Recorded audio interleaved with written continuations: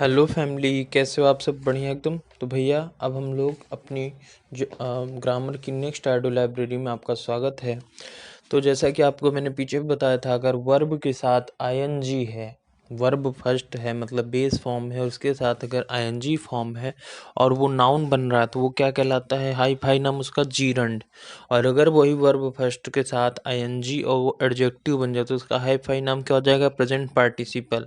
अगर वही verb first के साथ आपका वर्ब थर्ड फॉर्म में हो तो वो जो एडजेक्टिव बना तो उसका हाई फाई नाम क्या हो जाता है? Past participle. क्या हो जाता है भैया? Past participle. ठीक है, और हम देखते हैं। तो भाई देखो, अगला हमारा रिलेटिव प्रोनाउन है विच। अब हम जानेंगे कि विच हम कहाँ लगाते हैं।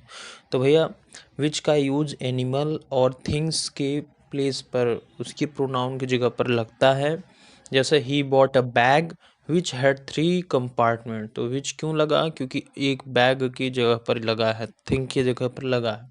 याद रखना, ये प्रोनाउन का भी काम करता है, कंजंक्शन का भी काम करता है, इसीलिए इनका नाम रिलेटिव प्रोनाउन पड़ा है। ठीक है, और देखते हैं। तो भैया जैसा कि आपको दिख रहा है, दैट भी रिलेटिव प्रोनाउन है। यह सभी के लिए यूज ओनली यहाँ जब नाउन या ऑब्जेक्ट जो भी होगा पर ज़्यादा फोकस दे देगा तो रिलेटिव प्रोनाउन जो यूज करेंगे, वो चाहे ह्यूमन हो, चाहे एनिमल हो, चाहे थिंग हो, हम केवल दैट का रिलेटिव प्रोनाउन का यूज करेंगे। एंड जो ज़्यादा प्रेशर देने वाला वर्ड जैसा कि all, none, both, everything, anything, no, the same, the few, the little, the only, the plus superlative degree, याद रखना इस बात को। ठीक है, मतलब दैट हम सभी में लगाते हैं, केवल उस पर ध्यान देना कि वो जो नाउन होगा जिसके लिए लगाया जा रहा है उस पर प्रेशर दिया जा रहा हो तो दैट लगा देना।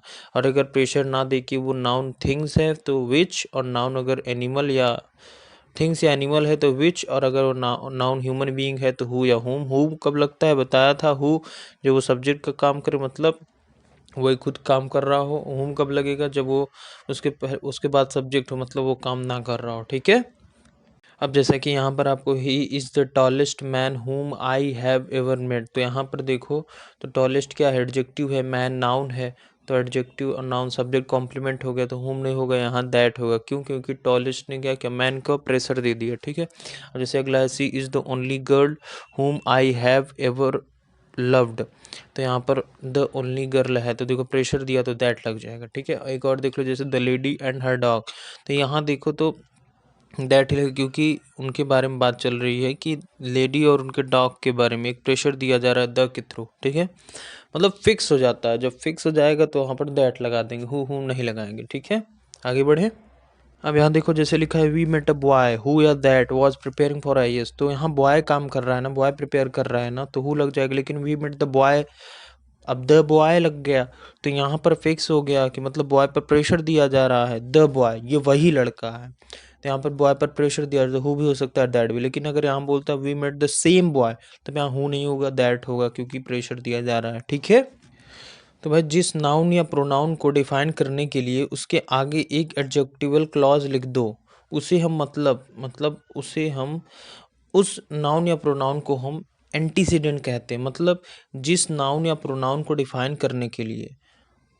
ठीक है भाई, हमने पढ़ा था विच किसके लिए लगता है? एनिमल या थिंग्स के लिए। लेकिन जब कभी हु विच दैट के पहले जो क्लॉज है वो पूरा का पूरा क्लॉज के बारे में हु विच दैट अकेले डिफाइन कर दे तो वहाँ पर विच का यूज़ करेंगे। मतलब जैसे कि हु विच दैट कुछ भी लिखा हो, उसके पहले के क्लॉज के बारे में ये पोर्शन डिफाइन कर रहा हो, तो मतलब पूरे का पूरा क्लॉज के बारे में अगर डिफाइन कर रहा हो तो वहाँ विच ही केवल लगेगा।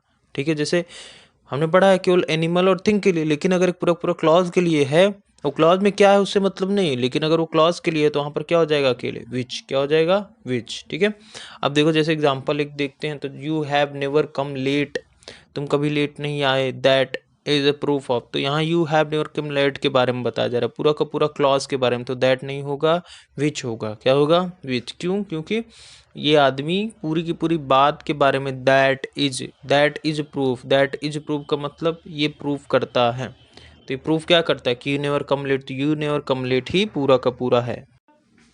हाँ तो भाई अब हम लोग एक एग्जांपल और देखेंगे। जैसे लिखा है कि Saurabh is the one of the boys who never comes, या कम क्या होगा? तो यहाँ पर देखो ध्यान से, तो Saurabh is one of the boys, तो मतलब वन ऑफ द बॉयज़, उसमें से सौरभ भी एक लड़का है जो कभी लेट नहीं आते। तो मतलब यहाँ पर कम होगा, कम्स नहीं होगा, क्योंकि अंडरस्टूड है यहाँ पर कि यहाँ बॉयज़ ही काम कर रहा है। लेकिन अगर ये लिख देता Saurabh is only of the, Saurabh is only one of the boy, तो मतलब उस ग्रुप में से मैं ही केवल, तब यहाँ सिंगुलर हो जाता। ठीक है, तो यहाँ जो दैट है वहाँ पर वो मतलब हमारा दैट ही रहेगा एक्चुअल में, और वहाँ पर जो हु था वो हु ही रहेगा। दैट क्यों होगा, क्योंकि यहाँ पर डैट तो नहीं होगा। क्यों? क्योंकि अगर नाउन के बारे में बात चल रही हो तो यहाँ पर दैट, जब प्रेशर दिया जा रहा है, यहाँ पर देखो सौरभ के ऊपर प्रेशर दिया जा रहा है तो दैट हो जाएगा। ठीक है, तो वो सही है। आगे बढ़ते हैं हम लोग अगले कॉन्सेप्ट पर। ठीक है, तो भाई अगला क्या है कि जैसे अगर कहीं पर टू के बाद वर्ब की बेस फॉर्म दी है, क्या दी है? टू के बाद वर्ब की बेस फॉर्म। तो करेजा वो तीन टाइप में बनता है, एक तो नाउन बनता है, एक एडजेक्टिव बनता है और एक एडवर्ब बनता है। We study adjective and adverb after some time, now we go on noun. क्या हम देखेंगे कि टू प्लस वर्ब फॉर्म जब नाउन बनता है तो उसका एक हाई फाई नाम रख दिए हैं इन्फिनिटिव। क्या रख दिए हैं? इन्फिनिटिव। तो अगर कहीं पर टू प्लस वर्ब नाउन बना है तो कैसे बना है, और फिर उसे क्या कहेंगे? जैसे लिखा है आई लाइक टू सिंग, तो ये देखो टू के बाद जो सिंग है वो बेस फॉर्म है, तो टू अगर वर्ब बेस फॉर्म में है तो वो पूरा का पूरा ग्रुप क्या बनेगा? नाउन, और वो क्या कहलाएगा? इन्फिनिटिव। ठीक है, और लाइक वैसे भी हमें पता है ट्रांजिटिव वर्ब है। आई लाइक व्हाट, कुछ तो होगा, तो इसीलिए अब यहाँ टू को प्रीपोजिशन करके सिंग को ऑब्जेक्ट मत बना देना, वो गलत हो जाएगा। क्यों? क्योंकि हम लोगों ने पढ़ा है कि लाइक, आई लाइक व्हाट, कुछ न कुछ तो सेंस देना चाहिए, नहीं तो ये पूरा पूरा सेंटेंस ही नहीं समझ में आएगा। ठीक है, तो इसीलिए टू सिंग को ऑब्जेक्ट बनना पड़ेगा, और ऑब्जेक्ट बना तो नाउन बनेगा, नाउन बनेगा तो इन्फिनिटिव बनेगा।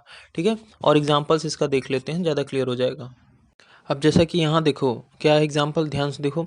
आई वॉन्ट टू स्लीप नाउ, अब मैं अब सोने जा रहा हूँ ही। तो यहाँ देखो, तो टू और वर्ब की बेस फॉर्म स्लीप है, तो ये नाउन हो गई जो कि इन्फिनिटिव हो गई। और क्योंकि ये स्लीप कैसे चाह रहा है तो वर्ब, तो उसे सेमी वर्ब भी होगा। तो थोड़ा और देख लेते हैं हम लोग, जैसा कि इसी के नीचे वाला।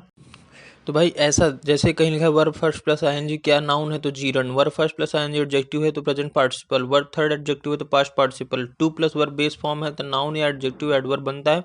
लेकिन अगर ये सब बना तो क्या कहलाएगा? इन्फिनिटिव। क्या कहलाएगा? इन्फिनिटिव। ठीक है, तो अब हम लोग मिलते हैं नेक्स्ट ग्रामर की ऑडियो लाइब्रेरी में। तब तक के लिए जय श्री राम, जय सिया राम, बाय।